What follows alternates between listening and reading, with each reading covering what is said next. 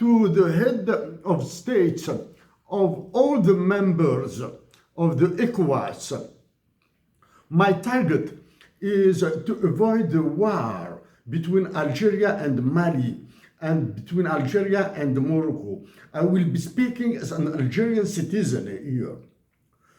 My target also is to destroy completely and fully the ECOWAS, the West African Economic and Monetary Union, the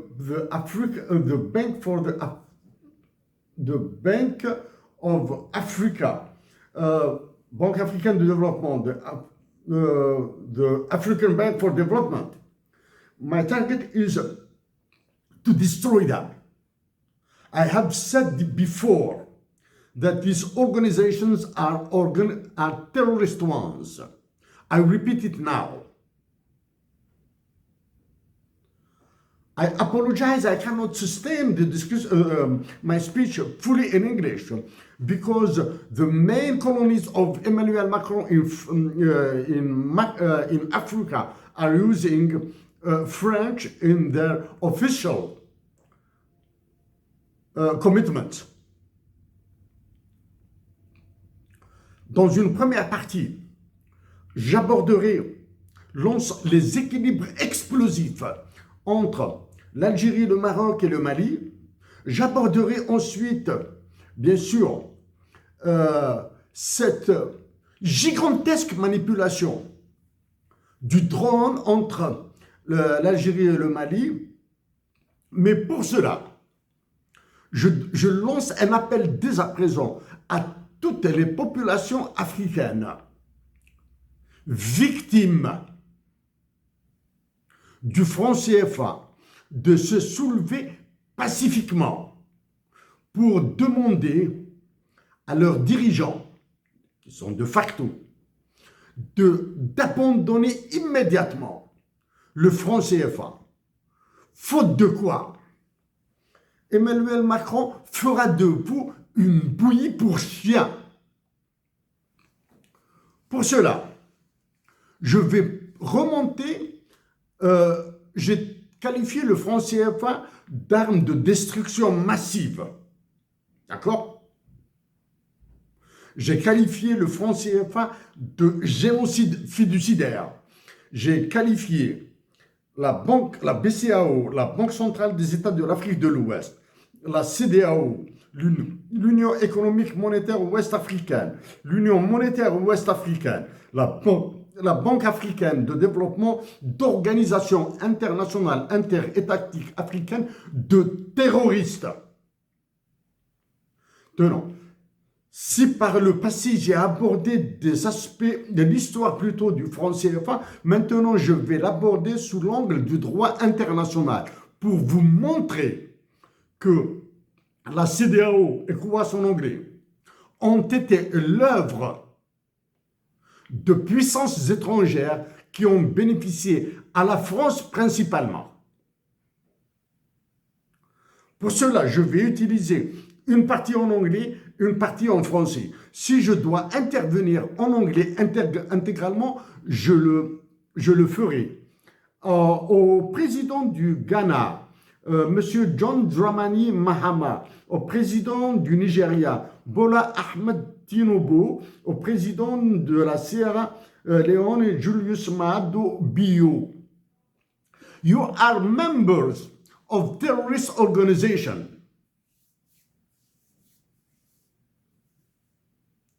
Your dignity, your political dignity must make you living right now. All the international organizations which are destroying Africa. I will be dealing with international law, with some economic aspects through the IMF, the International Monetary Fund, and the World Bank. Before doing this, I have just to read for you a little bit of this book, written by a Spanish lawyer, Ildefonso Falcones, esclave de la liberté. Une foule dense et miséreuse s'entassait sur le sable. Sanglots et lamentations déferlaient sous les cris et le claquement des fouets des gardes. Il y avait là 700 jeunes femmes, filles et fillettes d'origine africaine aux peaux couleur noir ébène ou chocolat. La plupart d'entre elles nues, d'autres en guenilles. Toutes familles chétives, nombre d'entre elles maladives. Elles avaient pleuré depuis que leur calvaire avait commencé lors des multitudes de guerres tribales durant leur longue marche jusqu'à la côte du Bénin, colliers de fer au cou, enchaînés aux chevilles et aux poignets, puis au bout d'une attente incertaine, emprisonnée dans les entrepôts du littoral. Elles s'étaient retrouvées entassées dans la cale d'un clipper. Après avoir été regroupées en un contingent où furent glissés des dizaines d'enfants. Après 3 mois d'un voyage cauchemardesque, elles furent débarquées sur l'île de Cuba. Lorsqu'un marin ouvrait l'écoutille pour descendre dans la cale obscure, la jeune Kaweka, âgée de 11 ans, recouvrait pour le cacher le corps de Dai, sa petite sœur. Elle lui avait promis de s'occuper d'elle. Elle lui avait donné sa parole le jour de leur capture et n'avait cessé de la réconforter, refoulant ses propres larmes chaque fois que la petite réclamait leur mère. L'enfant avait fini par s'effondrer dans ses bras pendant la traversée. Kaweka lui avait alors chanté doucement à l'oreille en la berçant, oubliant les chaînes qui les attachaient. Si je dois parler du droit international, de l'économie et des ravages de Macron à cause de vos faiblesses, je m'inspire d'écrivains. J'aurais pu citer des écrivains algériens, marocains et autres. J'ai préféré citer un espagnol. À vous, Africains et Africains, existe-t-il encore de l'esclavage en Afrique? La réponse est oui. Vous êtes encore des esclaves. Vous êtes des esclaves de puissances étrangères. Vous êtes des esclaves d'une monnaie qui s'appelle le franc CFA. Vous êtes les esclaves de dictatures militaires qui sévissent dans vos pays. Et pour parler encore plus réellement, l'esclavage encore existe en Libye. L'esclavage existe en Mauritanie. Le pire, probablement, des esclavages, c'est que vos États, ceux qui vous dirigent, ont accepté des seuils de pauvreté de 2,15 $ par jour imposés par la Banque mondiale. Alors que vous êtes riches. Non, avant de parler, je suis obligé de parler à tous les chefs d'État. Je reprendrai les dettes de vos pays. Les États membres de la CEDEAO, le Bénin, Cap-Vert, Gambie, Ghana, Guinée, Libéria, Guinée-Bissau, Nigeria, Sénégal, Sierra Leone, Togo, après, en excluant le Burkina Faso, le Mali et le Niger qui ont décidé de quitter la CEDEAO. Une décision à leur honneur, ça c'est la première. Une décision courageuse, ça c'est la deuxième. Deuxième qualité. Une décision dangereuse. La preuve, je la donnerai dans la démonstration quand je parlerai de cette histoire de drone entre le Mali et l'Algérie et de ce qui se passe entre le Mali et le Maroc. Ça, c'est là. Vos dignités politiques, je dis bien à tous les chefs d'État de la CEDEAO, vos dignités politiques passent par l'abandon pur et simple du franc CFA. Ça, c'est la première.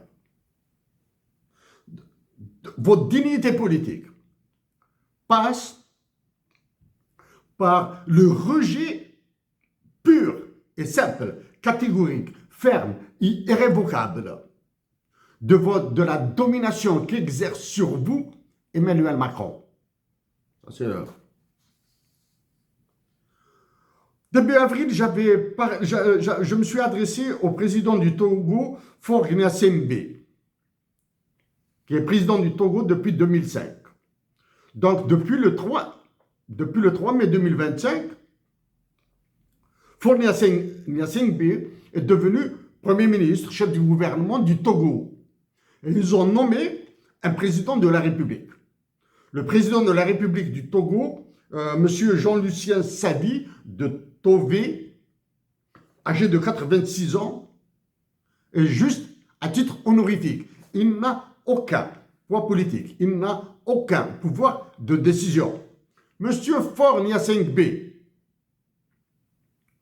s'agit-il d'une manœuvre d'Emmanuel Macron? Je vous demande de ne pas répondre à la question, parce que je le sais. Oui, c'est Emmanuel Macron qui vous a manigancé cette entourloupe comme l'État français a l'habitude de le faire dans toute l'Afrique. Tous les présidents de la France ont manipulé leur colonie africaine. Le seul pays qui résiste actuellement, c'est la nation algérienne, c'est même pas l'État algérien. Aussi, au président de l'Union africaine, après votre élection dans un folklore politique plein d'indignité, le folklore politique a été plutôt l'œuvre de l'Algérie et du Maroc. Est-ce qu'il existe un président de l'Assemblée générale de l'Union africaine? J'ai cherché sur le site internet de l'Union africaine s'il existe un président de l'Assemblée générale de l'Union africaine. African Union, ce soit en français ou en anglais, il n'y en a pas. Il n'y a pas de président. Qui est le président de l'Assemblée générale de l'Union africaine? Le jour où je saurai le nom du président de l'Assemblée générale de l'Union africaine, je m'adresserai à lui personnellement. Avant d'aller dans le cœur, de mon intervention, l'Algérie est la Mecque des révolutionnaires. Elle le restera, elle l'est, elle le restera. Okay? Ce sont les révolutionnaires algériens et la révolution algérienne qui vous ont permis d'arracher de formelles indépendances, alors que vous demeurez des esclaves de la France. Et actuellement, c'est la nation algérienne qui devra vous relibérer une autre fois.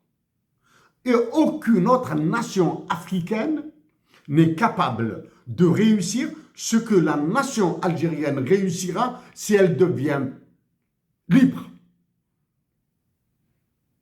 Ok. Actuellement, la nation algérienne est martyrisée. Dès qu'elle redeviendra libre, c'est elle qui vous libérera. Okay?